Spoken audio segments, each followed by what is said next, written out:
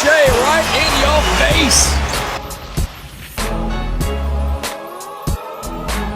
Welcome back to the Faedaway podcast, season 3. This is episode 2, and I'm your host, Fatty. I got my co-host with me, Zaed. Zaed, how you doing, buddy? Merry Christmas. Merry Christmas to everyone who celebrated as well. Yeah, Merry Christmas to you, bro. Merry Christmas to everyone who's listening. It was a good Christmas. You know, finally, I've been waiting a very, very long time to stay home and just watch like the NBA Christmas special. Oh man, I thought you were gonna say you've been waiting for a white Christmas because we got one this year. We did get a heavy one this year. But man, it was a good Christmas, man. You spent time with your family. You get to sit around. Me and my brother sat around and watch a bunch of games together, and then we ended up watching games that night together as well. They were so bad though, and we're gonna talk about that. We're gonna talk about it, but you know, a bunch of things went on this week. It's been just under a week since our last episode, or kind of our season opener, essentially, and it's been a very strange week because a lot of things that we didn't expect to happen happened, and the things, you know, that we did expect to happen didn't happen. So, you know, I'm just gonna start it right off for us and get into the Toronto Raptors week. Tough week. We started off, you know, 0-2. We fell to the Pelicans. We fell to the Spurs. The Spurs, a bit of a closer game. It kind of came down to, I hate to say it came down to one call or two calls. It came down to a few calls, but, you know, the Raptors just didn't seem to be able to take control of either of those games. Now, you know, there's some glaring holes in the team and in the lineups and kind of in the coaching as well. So I'm going to let you start off with, you know, what you think that the Raptors need to do to get better, to address these issues and, you know, to really be able to come out strong next game and throughout the season. Yeah, absolutely. So from what I saw in the first couple of games, size seems to be a big issue. In the offseason, obviously the Raptors lost Serge, they lost Marc Gasol. That's a lot of size. That's two starters. I mean, Gasol maybe was coming off the bench for a bit, but that's two solid starting level bigs that you've lost in the offseason, and you pretty much had no time to recoup that loss because the Serge one was late, and by the time Serge was gone, there wasn't much left in the market. Right. So they went and picked up Alex Len, who's a 7-footer. Unfortunately, he hasn't seen the floor. And then they picked up Aaron Baines. He's been good. I like Aaron Baines, but he's not the biggest of big men. On the spectrum of fives. I'd say he's on the smaller end of he's a more stretch five. He can shoot the ball. He can stretch. He's good, but I mean he's not the big man, the size that you need, because in that game against the Spurs, what I think it came down to is they gave up 14 offensive rebounds. That's 14 extra possessions for the Spurs. That last play we were talking about with when LaMarcus Aldridge hit the go-ahead, it was like 5 or 6 offensive rebounds, and then he laid it in off the glass. Chris Boucher, and I mean, God bless his soul, the man had 7 blocks. Shout out to Chris Boucher. Yeah, shout out, huge 7 blocks, Boucher, 22 and 10 double-double. Great game. But he had his hands on that ball maybe 4 or 5 different times, and he just got bodied out of the way. Yeah. Like, that's what it's going to come down to at the end of the day, right? Like, you need the size. You need to box out. You need to grab that rebound. You need to secure. You know, you have a good defensive stop, and then you give up an offensive rebound. That's just a wasted defensive effort. It's frustrating, and that's what it came down to. Among other things, DeRozan, I mean, he went 3 or 4 from downtown. Man. He balled out against the Raptors. That was out of spite, man, because game 1 he didn't even attempt a shot. Always. And then he goes 3 or 4 against the Raptors, so it's ridiculous. But, I mean, shout out to DeMar. He killed it. But I think it comes down to, man, like, securing that rebound, getting those extra possessions. The Raptors look really rusty. As it is. You know what I mean? They look really like Norman Powell. What's going on with Norm? And you talked about the coaching earlier. I mean, Norm's getting all the opportunities in the world. And, I mean, I just saw a quote before we started here. Nick Nurse called him out, and we're going to talk about that. But, I mean, man, what's going on with Norman Powell? What did he do this offseason? Norman Powell kind of always seems to be the one to jumpstart late. He always seems to kind of like find his groove throughout the season, mid-season, then he starts to develop and progress. That's fair, right? He's never great from the get-go. And to address your Aaron Baines point, he's 6'10". I searched it up. He's 6'10". Obviously on the spectrum of bigs, like you said, he is a bit smaller. I was actually really disappointed in Aaron Baines because Steven Adams ate his food. And I was just I don't know what Adams' stats is, but I was watching the game and I messaged you. I was like, he cannot guard Steven Adams. And Adams by no means is a crazy, severe offensive threat. So I was really concerned when Steven Adams was able to get his in that game. And, he's going to be going up against the Spurs. He's going up against LaMarcus Aldridge.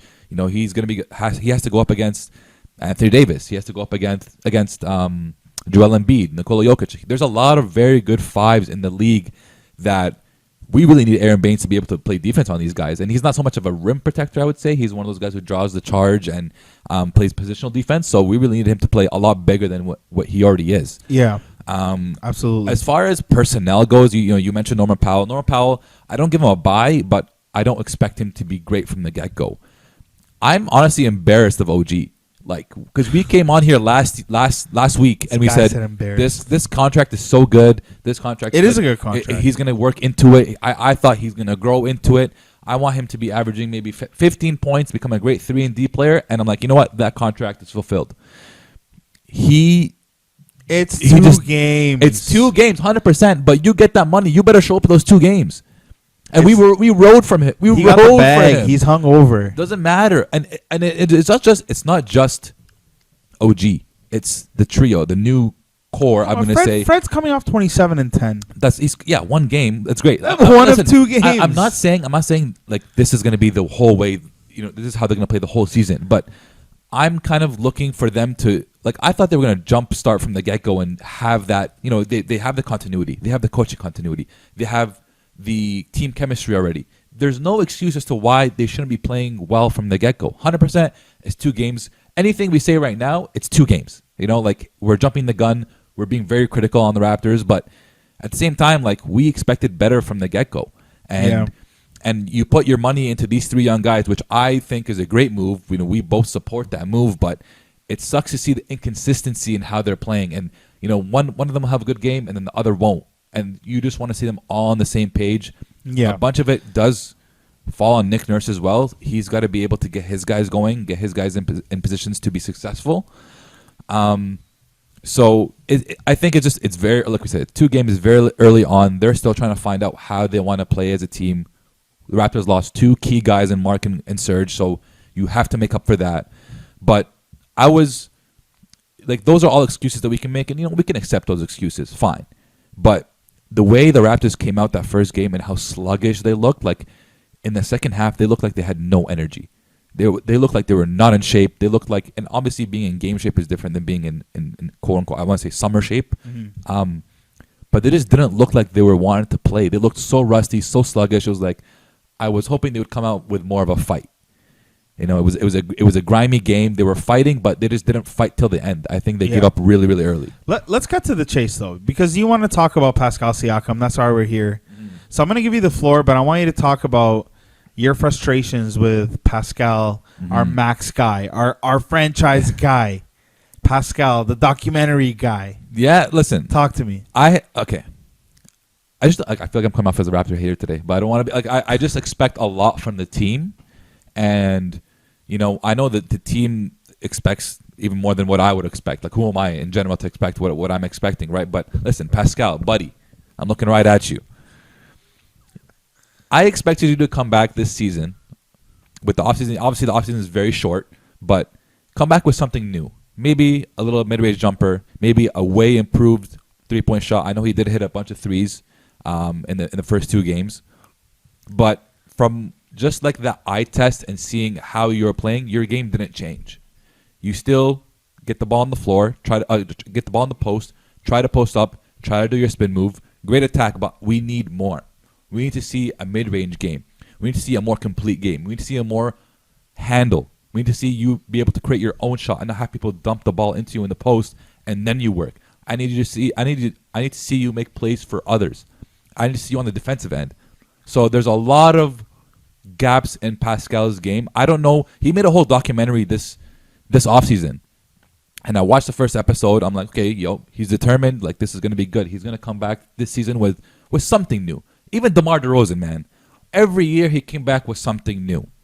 He was athletic, had no jump shot, came with a mid-range jump shot. No handle, came back with a better handle. Tried to shoot the 3, tried to improve the 3. He tried to do it.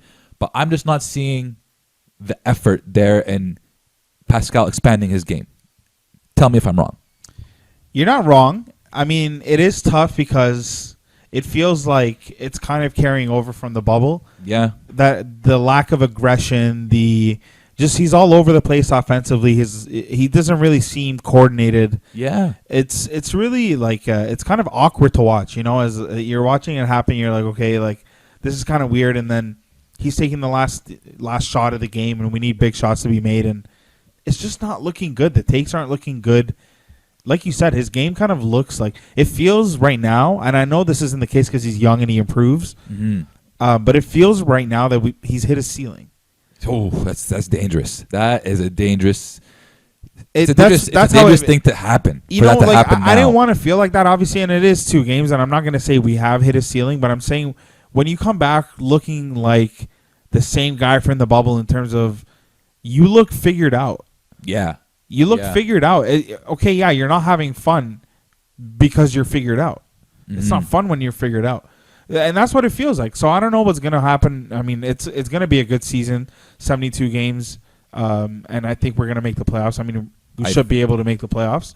I think it's going to be a really big rebuilding season, and by rebuild I mean we're weird investing rebuild because we got 3 long-term guys. But that's what I'm saying. Like we're in the rebuild it's been rebuilt, but we have to invest a lot of reps, a lot of run in those core 3 guys. Kyle Lowry, I don't care what he does, he's untouchable. Yeah. If he just shows up in if he doesn't, his effort is also there every time. If he doesn't play a single game all season and shows up in the playoffs, I'll be like, thank you, Lowry.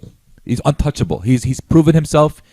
I was expecting Lowry to take more of a step back this year and just be the leader. We still need him to perform at a very high level, but I want him to be the leader for these guys, and I want these guys to perform on a high level. These are the guys who need to get the reps in.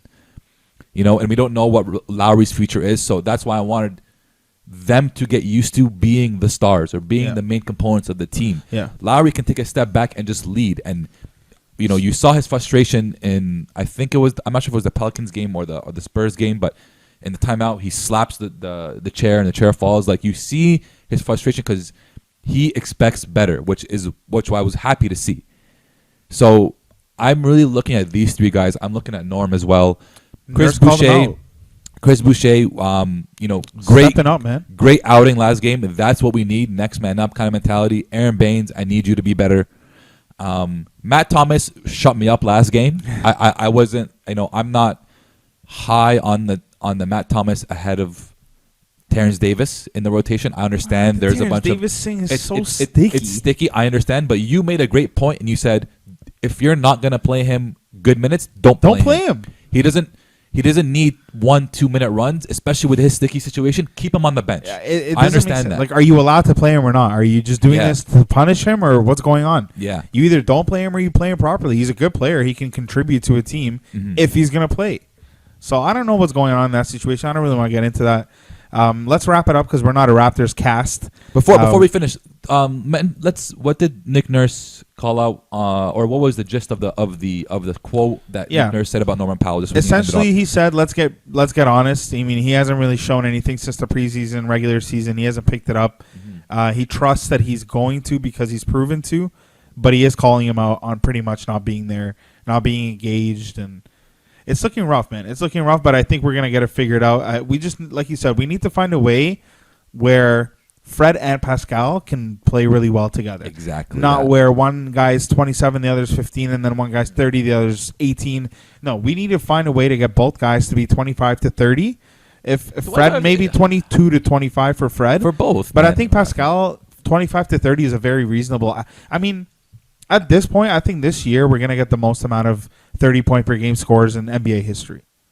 In the league. Yeah. So 25 to 30 points for a max guy, man. You're getting the ball enough. You should be able to do it. It's not so much about being the max guy, though, but I don't think his game is 25 to 30. Of course, it should be. It should be, but no, it should seeing how he's come back and it's still the same post-ups, and then he'll take the 3 as well.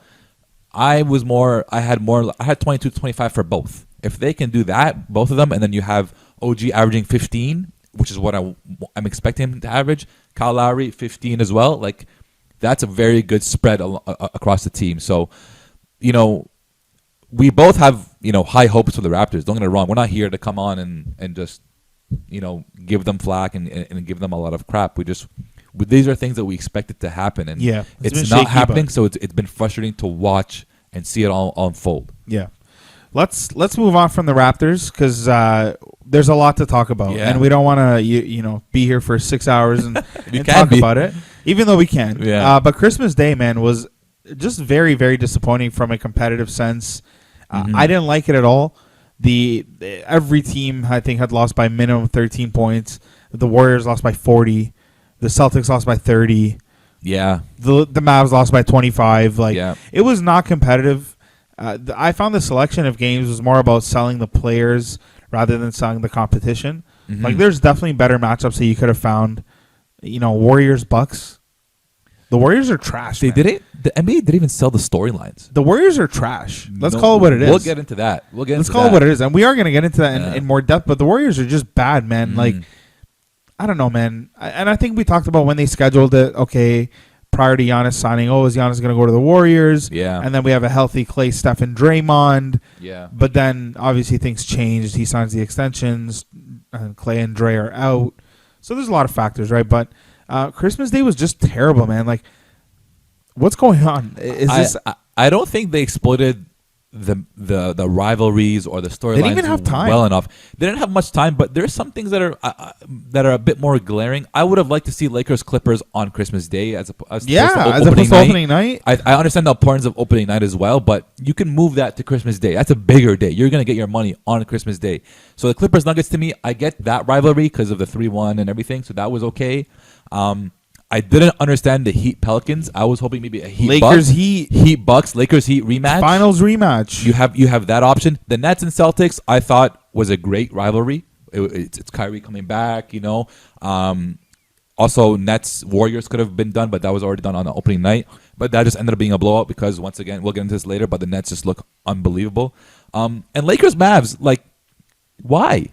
LeBron loves Luka. Luka loves LeBron. You're not exploiting any storyline. You're not exploiting any rivalry. There's no competition. So the day as a whole, I say there was 5 games on that day. They went 2 for 5. D-. 2 for 5 at best. They went, and it just was 2 for 5. What games? Like good games, decent games. I think they were all 2 for 5. But it just was very disappointing to see how lackluster it was. Yeah. It was terrible, man. I waited years to stay home on Christmas Day and not go to any events, no parties, no nothing, and I was like, damn, this could have been way better. Yeah, it was terrible, but I mean, there are some things we can take away from this. Okay, yeah. One being obviously the Lakers are untouchable. They're the best team in the league, bar none. They blew out another team last night. I can't even remember the team they played last night. Who did they play last night? But they won. The Yeah, Minnesota without blew them out. Yeah. It was just the Lakers are just bullies. They're on a different level. You can't compete with them. It looks like the Warriors all over again. They're just so good. And another team that looks really, really good, and we're gonna talk about this right now, is the Brooklyn Nets, brother. Wow. The Brooklyn Nets. That Kyrie KD tandem is looking really, really good. Yep. And Kyrie is outscoring KD. Which is very shocking to me, but the way I'm seeing it, KD is an automatic bucket, and he's so efficient, and so has Kyrie. Kyrie has been so efficient, but the way KD gets his buckets is so much simpler because he can just rise up and shoot over anybody. He doesn't have to wheel and deal, crossover, and do all that work. But KD, to me, he's moving at 90%. That's the scary part. I see him moving on the court. I'm like, he looks great. He looks healthy. He doesn't look like he's trying. And that's the scary part, is that they're going to get even better. And we've talked about this numerous times. Every time a Nets game is up, they're 1 through 10 deep. Deep. They have guys that can come in and fill any role. They have DeAndre, who gives them good minutes. They have Jared Allen, who can start at the center position. Joe Harris, who I have on fantasy, who's just shooting and getting buckets. Karis LeVert, who off the bench, walking bucket. Off the bench, he's the guy. He's getting 10 to 15 shot attempts a game off the bench. He's probably going to start now, though. And then, unfortunately, Dinwiddie, that's Spence. our guy, too. We love Dinwiddie, and he has a partial tear in his ACL, I believe it is. And yeah, he's out for the year. He got injured in the first game as well. He had I think it was a shoulder injury. I think he got tangled up down low, so He's been kind of having a rough season, but I think he's out for the season now. It's tough, man. And that's tough. But Karis LeVert will fill in even more of a role there. And they just got quality. And Steve Nash he's been looking good. He's been able to figure it out. Yeah. And I remember after the first game, KD or in the preseason, Kyrie took back what he said about Steve Nash. Great sign for him to admit that and be able to do that. And then I saw a video on Instagram of, I think, Kyrie giving Steve Nash the game ball after the first win. And he's like, "This is for you. This is because of you." And I was like, "Holy crap!" So he recognizes that he has a coach now. I guess he finally recognized he has a coach. So there you go. Their dynamic has been unbelievable. I love it. And it's dangerous. When you really look at it, they took a playoff team and they added 2 superstars to it. But you don't always think the fit will be there. That's the big question. And you see with Kyrie more, because KD can fit anywhere. KD's like a LeBron to me, and I think it's time to give KD those flowers, man. He's that guy. A lot of people don't want to do that. He's that guy, man. KD's a bucket, and he fits in any system, and he's not ball dominant. Yeah, you know what I mean. And he plays defense. Like for a guy, it was unfortunate he got dunked on by Terry Rozier last night. But Scary Terry. But it was an amazing finish. But listen, KD still went up to go try and block that. And from a superstar, that's more than what you can ask them to do. Yeah. So KD wants to play defense. Kyrie looks locked in, looks so happy to be there. He had his little media rumblings in the beginning, but they just all fit so well. Yeah. It's so dangerous to see. So you said the Lakers are untouchable. I don't know, man. The Nets, the way they're looking now, the Nets are it's a finals The Nets matchup. just are very reliant on health, and their health to very important guys.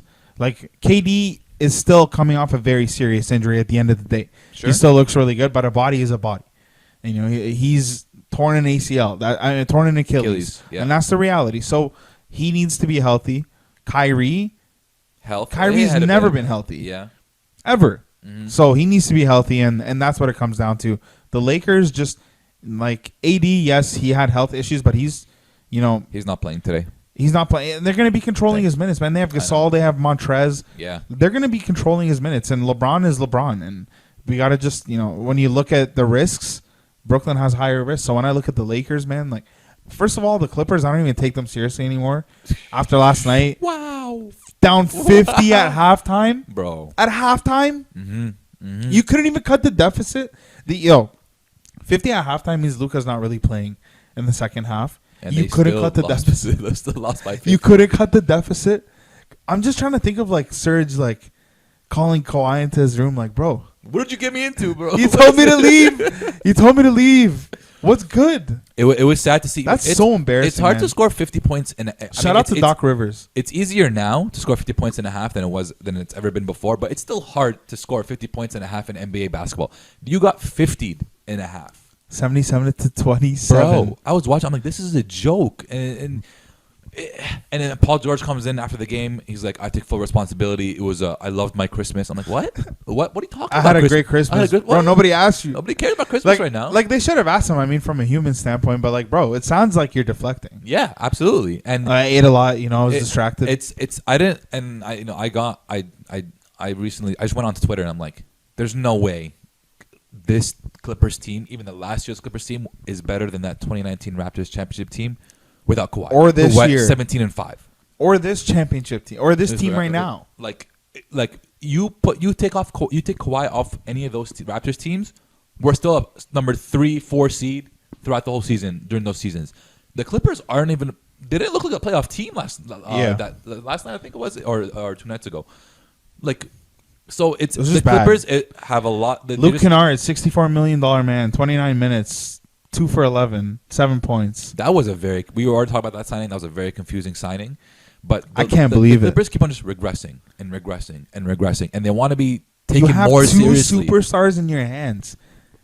Can you imagine giving Masai 2 superstars and being like, I have all the money in the NBA. Yeah. Build. The richest owner, Build. too. Yeah. Can you imagine, man? You think Masai's going to take $64 million knock on Luke Kennard's door? Why? Come on, bro. Who would? I don't know. Come on, man.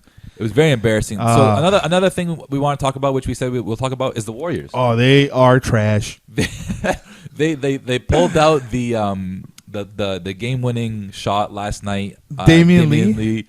I think Andre Iguodala just tweeted Seidel Curry or whatever, which is mad, Seidel husband. bro, mad disrespectful, bro. Come on, just let the dude have Yo, his moment, but bro. Come on. Yes, it is disrespectful to the outside world, but I guarantee it's an inside joke thing because they were teammates. Yeah, they were teammates. They were in the Warriors Yeah, so, but like they pulled that by the skin of their teeth. Like they finally got a win. Yeah, against the Bulls. It's tough for them because they are missing Draymond. They are missing Clay. So I do really wanna, factor that in a lot. But does Draymond turn this team around? Draymond by himself, no, but Clay and Draymond, yes. I don't think so, man. Kelly Oubre has been a shell of what he was in Phoenix, which He's 0 for 39 from shots that aren't dunks. which is very tough. And then Andrew Wiggins just doesn't want to play basketball anymore. And I said, like, this guy has an amazing opportunity this season to literally revive his career. You could be the number 2 guy beside a Hall of Fame point guard who will get you your stuff. And a good coach, or what we believe to be is a good coach in Steve Kerr, and he still doesn't look like he wants to take that step. Yeah. See, the issue with the Warriors, and I think that now that the dust has settled, it's easy now to look back and realize where that 2015 success came from. Because 2017 onward, KD, right? You have KD on that team. Yeah. That's the reason. Like, that's the glaring reason. But 2015, they won it without KD. And you look back and you're like, okay, well, why did they win it? First and foremost, they were number 1 in defense in the league. Yeah. I think now they're like 29-30. They're trash. Don't have anybody. They can't stop anybody. Yeah. So that's the first thing. And why did Clay and Steph see so much success? Like, Clay has 60-point nights where he's dribbling 10 times. Yeah, yeah. So that is the definition of someone who doesn't create a shot for himself. Okay? Steph Curry can-ish create a shot for himself. Oh, yeah, he definitely can. He definitely can. His game is known for his running through the screens, constant movement, and just they set perfect screens for him. Yeah. So those two guys, their greatness is contingent on basketball IQ on their teammates. So you look at their team. He has Andre Iguodala, Sean Livingston, Andrew Bogut, Draymond Green. There's other names that I'm not off the top of my head, but these are very high IQ guys. These are guys who can fit in a system. But now you got Marquise Chris, who's out for the season now. But Andrew Wiggins, low IQ. Kelly Oubre, low IQ. Lower. Pascal, I don't really know much about him. He could be like decent IQ, but he's not Sean Livingston, Andre Iguodala. They had vets. They had legitimate vets who and knew Steph how and to Clay play. are such. They're not superstars. I think they're like super all stars because Steph can't take over a game. Steph is not James Harden. He's not Trae Young even. Steph is just because Trae Young's a better shot creator in my opinion. Trae Young, yeah. I don't know what happened to Steph. Did he forget to play? Does he not want to play anymore? This is what it is. I think we are starting to see how Steph's job was a lot easier because he had a lot of guys around him who were threats. These guys were threats. Even when you bring in a guy like Andre Iguodala, Sean Livingston. Andre Iguodala, by the way, was an all-star. Barbosa. Andre Iguodala was an all-star. So he's he's coming off the bench. He's not a scrub. He's a legitimate vet you have on your team that can produce. Klay Thompson stretches the floor for you. Draymond Green sets you those dirty screens, makes the plays run, makes those plays happen. Steph had a lot of guys who, like you said, had IQ, knew how to play, and were creating for him. And we can't forget him. Like someone the podcast loves too, Festouche. Festouche, bro, come on.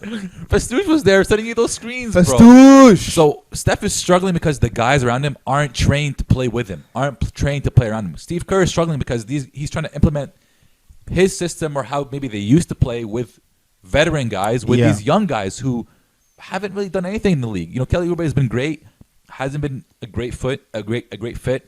Andrew Wiggins has been awful. Andrew Wiggins he's forever like potential. You know, I mean, like this is his year. There was a headline. There was a headline last night on the I think it was the Bulls broadcast. Yeah, the title was replacing Klay Thompson with bricks. And it was 3-point on the season. Andrew Wiggins was like 2 for 11, and Oubre was 0 for whatever. Because he's over 39. He's over 39, yeah. On anything 5 feet or above, which is like kind of embarrassing. Yeah. As a wing. Yeah. So it's very weird. And at the end of the day, Steph is not James Harden. And speaking of James Harden, Let's get that to James man, Harden. that Yeah. man's the GOAT. He's a bad boy. That He's a man's the bad GOAT. boy, bro. So they had their first game postponed because obviously COVID-19 protocol. They didn't play the Thunder, but then, man, they went and they showed down against the Blazers. What a game that was! Yeah. 44 points, 17 assists from your boy James. This is him fresh off the Fresh off everything. Fresh off being fat, traveling, you know. fresh off being at the clubs. Fresh off not doing anything This in the guy off doesn't season, do being any work. lazy. Oh, should we trade him? Is he going to be a good fit for the Raptors? Oh, I don't think this could be a good fit. 44 points, 17 assists in his first game out.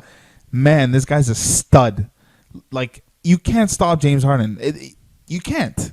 It doesn't matter who's with him, who's around him, who's Christian against Wood, him. though, that's your guy. That's my guy, and we'll get 31 into him. points. We'll get into him, but man, James Harden, what's going on here? It's unreal for people say he's fat, and we saw like he looked fat, but he came out and played like James Harden. Photoshop plays. did him dirty, I think. Maybe, but he still looks a bit bigger, and he hasn't been practicing. He hasn't been putting in the work in the offseason. So, but he's a guy he's a hooper. He just comes in, doesn't need practice, doesn't need nothing. I'm a hooper. Comes in, drops 40 on your head. Doesn't matter. He hasn't been. He's barely practiced with this team. He's barely played around this team. So, from Houston's standpoint, if he can make it work in Houston with John Wall, with DeMarcus, who both are out because of COVID and whatever. Christian Wood's a very good young piece, and Eric Gordon, and PJ Tucker. Christian Wood is my MIP hopefully this season because he balled out, and I think James Harden will make him a lot better and give him a lot more opportunities. And if I'm James Harden, I would really consider staying there, man, and staying there for at least one more year and see what you can do with this team. You've got some really good pieces around you. If they let you ball out and play like this and average 30, 35, why would you leave? Right? And there's been a lot of James Harden slander, and we've been on it too. Like, he doesn't look good, doesn't look in condition. He can gain 40 pounds and still drop 40. It doesn't matter anymore. It doesn't matter. 44 points, 17 assists. CJ McCollum answered him back, 44 points. Man, a lot of people are hating on CJ, man. I'm seeing they're like, oh, CJ does this 1 or 2 nights a year, and then he goes back to being trash. And I'm like, man, like Portland has built a playoff culture over the last 7-8 years.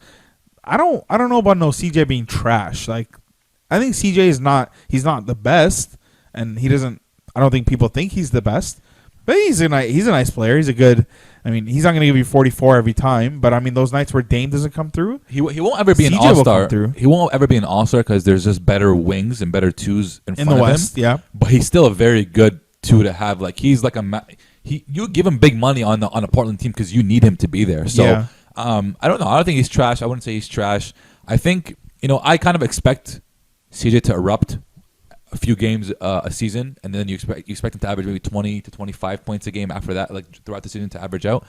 So this is nothing new from CJ. I think something that we should really talk about is the teams that aren't expected to do well and the players that haven't been expected to do well or aren't on the radar. They've been showing out this last week. You've got Indiana 3-0, I believe it is. You got Orlando 3-0.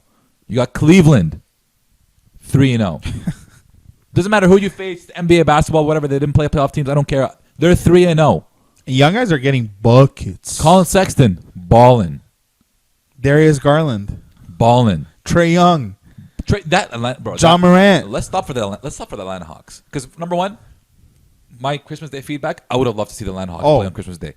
I would have loved to see that. Bro, Trae Young, John Morant. Zion, John Morant. Even Trae Young against Doncic. That's the draft rivalry is there. There's stories there. Why not? Yeah, that's actually a good one. Yeah. So and we've talked about it before, and we're gonna still talk about it. They've built a playoff team in one summer. They were gonna be 6 to 8 seeds. They're so deep, but they play beautiful basketball. They got guys who know how to play the game. So like Kevin Huerter is a top scorer for them, and he's a 3-point. He was hot. He's a good young prospect. Cam Reddish is a good young prospect. DeAndre Hunter's a good young prospect. Then you add Gallinari, who's a vet who knows how to play the game. You Clint add Capella. Boggy, who knows how to play the game, and then you have Rondo. You have Capella. You have Rondo, who's a great veteran, and then Chris Dunn's injured for them, but he's there. You have Collins too. Collins, who wasn't able to agree to a deal, who's still a budding star-ish. Yeah, John But Collins. he can play. So I don't think people even know about that. Talk about that deal thing. I believe that it was a max. What's a max extension? 90 I believe million? it was 90. It wasn't max. It was 90 million. And he wanted the max, so he turned it down. Apparently, buddy, you're getting this is reported. 90 over 5.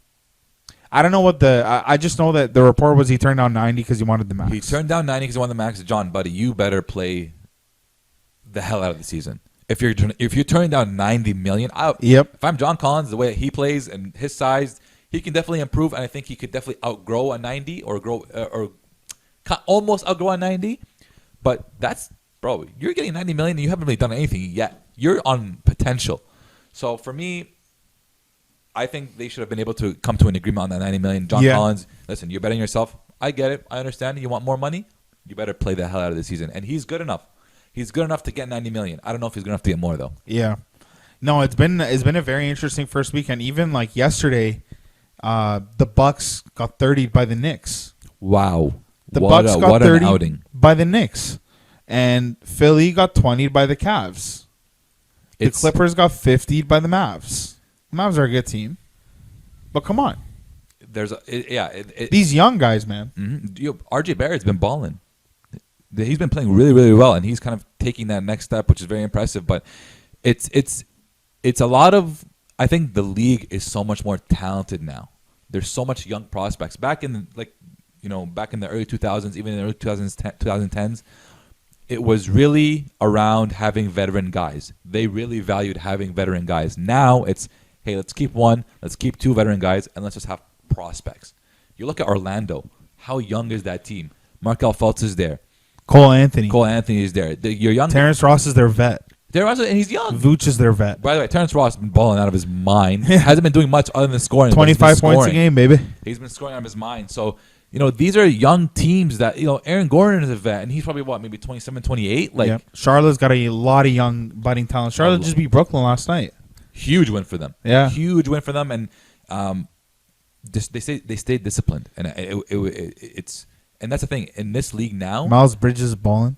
In this league now, Miles Bridges is balling. Both Bridges are balling, honestly. And so in this league now, you got to come... You can't underestimate any team. Any team can come and give you buckets. And that Knicks-Bucks matchup is a pure example of it.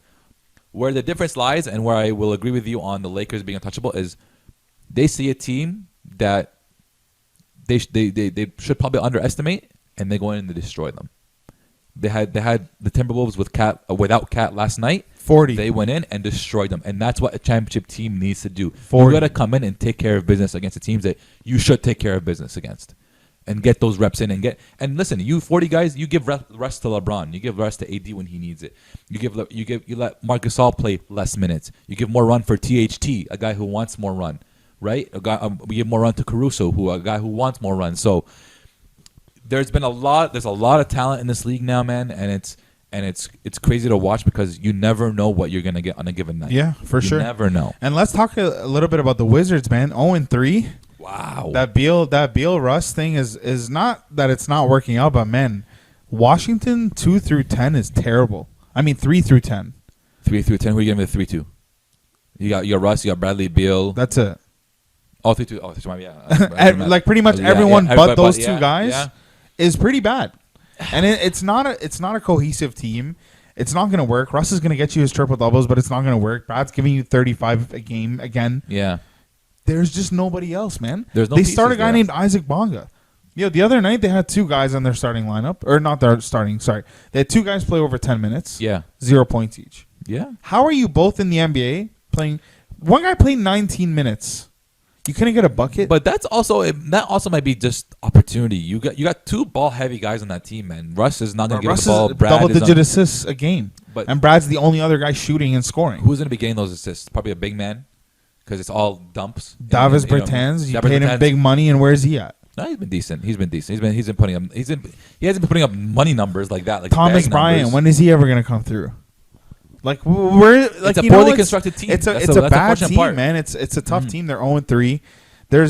It's weird. The first couple, like for example, okay, Andre Drummond, contract year, yeah, killing it, yeah, double.